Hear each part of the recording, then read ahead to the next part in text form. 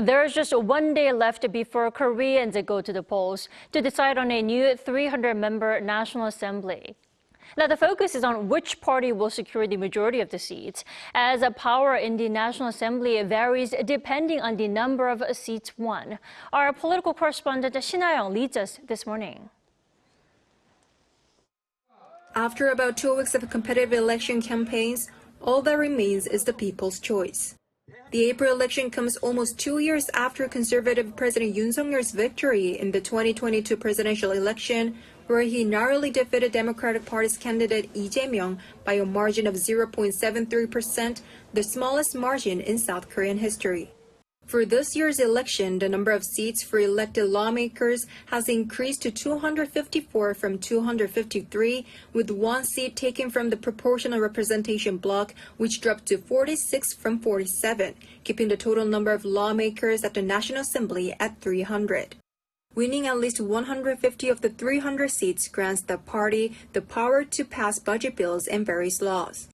Any party that secures 3/5 or more of the National Assembly members, meaning 180 seats or more, will have strong legislative power, including the ability to fast-track bills. In the 2020 general election, the DP and its satellite party won 180 seats, resulting in a minority government with the Yoon administration taking office. Obtaining over 2/3, which is at least 200 National Assembly seats, further strengthens authority, allowing for constitutional amendments, dismissal of legislators, and even the ability to initiate presidential impeachment. As the Yoon administration enters its 3rd year in office, the DP is determined to maintain its dominance to act as a counterbalance to the ruling party and the Yoon administration. For the ruling People Power Party, this year's race is considered crucial because failing to secure a majority could potentially render President Yoon Suk Yeol a lame duck for the remainder of his term.